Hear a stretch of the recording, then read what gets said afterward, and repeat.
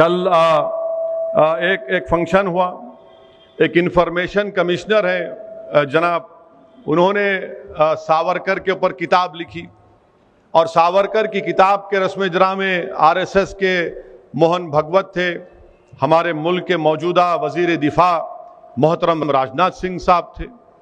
तो दोनों की तकरीर हुई। उसमें वजीर दिफा ने यह कहा कि सावरकर ने जो अंग्रेज़ों को माफ़ीनामे के ख़त लिखे थे वो महात्मा गांधी के बोलने पे लिखे थे। आप उलमाए कराम यहाँ पर मौजूद हैं, अल्लामा फजल खैराबादी रहमतुल्लाह अलैह हो या मौलाना हुसैन अहमद मदनी रहमतुल्लाह अलैह हो, ये माल्टा की जेल में थे, वो अंडमान की जेल में थे। कोई भी एक खत इनका नहीं बता सकता कि उन्होंने अंग्रेजों से माफी की भीख मांगी। कोई नहीं बता सकता, कोई नहीं बता सकता। अब ये जो मोहतरम है सावरकर, ये जेल में गए 1911 को। कब गए जेल में? जुलाई 4 1911 को गए। ये जरूरी है बोलना क्योंकि रिकॉर्ड हो गया तो दिखाते टीवी वाले, इन्हें एक और भड़काऊ भाषण गुलगोर में दे गए बोल के। तो जुलाई 4 1911 को उन्होंने जेल में डाले सावरकर को। अब राजनाथ सिंह ये बोल रहे कि महात्मा गांधी खुद उनको ये बोले कि आप अंग्रेजों को एक खत लिखो, मर्सी पिटीशन लिखो, माफीनामा लिखो। मैं राजनाथ सिंह साहब से पूछना चाह रहा हूं कि आपको ये झूठ बोलने के लिए किसने मजबूर किया? 4 जुलाई 1911 को जब सावरकर को अंग्रेज गिरफ्तार करके काला पानी अंडमान में रखे, गांधी भारत में नहीं थे, साउथ अफ्रीका में थे राजनाथ सिंह साहब। वहां से क्या उन्होंने क्या प्लेन में उड़ के आके बोले या क्या, कैसा है? उतना प्लेन भी नहीं था जब, तो नहीं, कुछ भी नहीं था। अब इन्होंने लंबी छोड़ दी है। अब ये समझे कि हम लोग हमारे कान में फूल है, हम नहीं देखेंगे, नहीं मालूम हमारे को मालूम, हम भी थोड़ा थोड़ा पढ़ते, ज्यादा नहीं पढ़ते, थोड़ा थोड़ा पढ़े लिखे हैं। वो हम तेलुगु में बोलते కొంచెం కొంచెం, लिटिल लिटिल। ये पहली झूठ इनकी। अब दूसरी बात यह है कि वो हो गया। फिर उसके बाद उन्होंने एक और माफीनामा लिखे नवंबर 14 को 1913 को, और तीसरा लिखे और महात्मा गांधी भारत को कब आए? जनवरी 9 1915 को। माने 2 खत लिख चुके थे अंग्रेजों को सावरकर। अगर वो अंग्रेजी का खत आपके सामने पढ़ूंगा, उसका तर्जुमा करूंगा, तो ये जितने संघ परिवार के लोग हैं आग बिगोला हो जाएंगे। इतनी तारीफ कर रहे अंग्रेजों की, आप ऐसे हैं, आप दरिया दिल हैं, मेरे को माफ कर दो। अरे ये बात बोलते ही नहीं है। हां, यकीनन गांधी का खत है, गांधी ने खत लिखा था, गांधी ने खत का जवाब लिखा था। गांधी ने उस खत का जवाब लिखकर ये नहीं कहा गांधी ने अपने जवाब में सावरकर को कि बेटा तू माफी मांग ले जाके, नहीं कहा गांधी ने। गांधी ने खत, मैं पढ़ के सुना देता हूं आपको। वो खत है, गांधी ने लिखा जनवरी 25 1920 को, और गांधी इसमें खत में लिख रहे कि आई हैव योर लेटर, आपका खत मिला। It is difficult to advise you, बड़ी मुश्किल है आपको नसीहत का, आपको एडवाइस करना। मैं आपको, I suggest however you are framing a brief petition setting forth the facts of the case, bringing out in clear relief the fact that the offense committed by your brother was purely political. Gandhi उनको ये मशवरा दे रहे कि आप एक petition अंग्रेजों को लिखो और जो जुर्म आपके भाई से हुआ ये बोलो कि वो सियासी जुर्म था। I suggest this in order that it would be possible to concentrate public attention on the case. Meanwhile, अरे गांधी कहां बोल रहे इसमें कि माफी मांगो? गांधी तो यह बोलते थे कि अहिंसा का सबसे बड़ा रास्ता जेल को जाना है, जेल को जाना है। और मौसूफ को काला पानी में सावरकर को जेल में डाले, 8 महीने के अंदर ही खत लिख दिया उन्होंने पहला। अब राजनाथ सिंह बोलते कि हमारे वजीर दिफा है कि गांधी ने उनसे कहा था। गांधी ने कहा?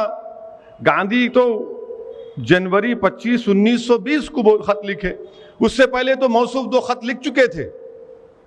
तो अब ये बीजेपी का मकसद क्या है कि सावरकर के बारे में बड़ा अच्छा, तारीख में ये भी आया, मैं एक सियासत का तालिब इल्म हूं, 1990 तक बीजेपी सावरकर का नाम ही नहीं लेती थी, हिंदुत्व का नाम भी नहीं लेती थी। ये आडवाणी ने शुरू किया हिंदुत्व और सावरकर 1990 में, उसके बाद से सब शुरू हो गए। अच्छा, सावरकर की तारीख क्या है?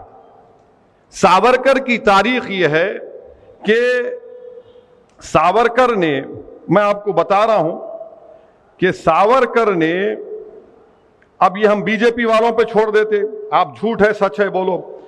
सावरकर ने 1900 आजादी मिलने के बाद 1947 में, क्या सावरकर ने नहीं कहा था कि मैं तिरंगे को नहीं मानता, मैं भगवा रंग को मानता? कहा था सावरकर ने यह बात। तीसरी बात, सावरकर ने यह भी कहा था कि हिंदू बादशाहों का यह काम था कि वो मुस्लिम खवातीन की इज्जत लूटते, उनका रेप करते ताकि जंग जीत जाए। चौथी बात, सावरकर ने यह कहा था कि जब नेताजी सुभाष चंद्र बोस अंग्रेजों से गुलामी को खत्म कराने के लिए भारत के लोगों से बोल रहे थे कि आओ मेरी इंडियन नेशनल आर्मी में आओ, तो सावरकर लोगों को बोल रहे थे नहीं तुम अंग्रेजों की फौज में जाओ। छठी बात, सावरकर ये तारीख में है, ये मैं कोई अपने दिल से नहीं, उससे नहीं मना रहा हूं मैं। 1939 में कांग्रेस और तमाम मुजाहिदीन आजादी ने फैसला लिया कि हम तमाम अपने अपने विजारत के ओहदों से इस्तीफा देते, तो सावरकर लिंगिंगतो वायसराय के पास जाके बोले नहीं हम नहीं देते, हम आपके साथ हैं, हम आपके साथ हैं। 19 सब अच्छा, ये बार बार बोलते हैं मुसलमानों को टू नेशन थ्योरी। अरे टू नेशन थ्योरी की सबसे पहले बात करने वाला 1937 में सावरकर थे। सावरकर ने कहा कि हिंदू नेशन है और मुसलमान एक कम्युनिटी है। आप बोले, हम नहीं बोले। ना हमको सावरकर से मतलब है, ना जिन्ना से मतलब था, हमारे को ना रहेगा कभी। और आपको मालूम कि हिंदू महासभा और मुस्लिम लीग मिलकर इख्तिदार में थे उस जमाने में, माने दोनों, हिंदू महासभा और मुस्लिम लीग मिलकर इख्तिदार में थे। और आखिरी बात, सावरकर महात्मा गांधी के कत्ल में मुलव्विस थे। कौन बोले बात? ये महात्मा गांधी के जो कत्ल का मुकदमा चला उसमें सावरकर एक्यूज थे।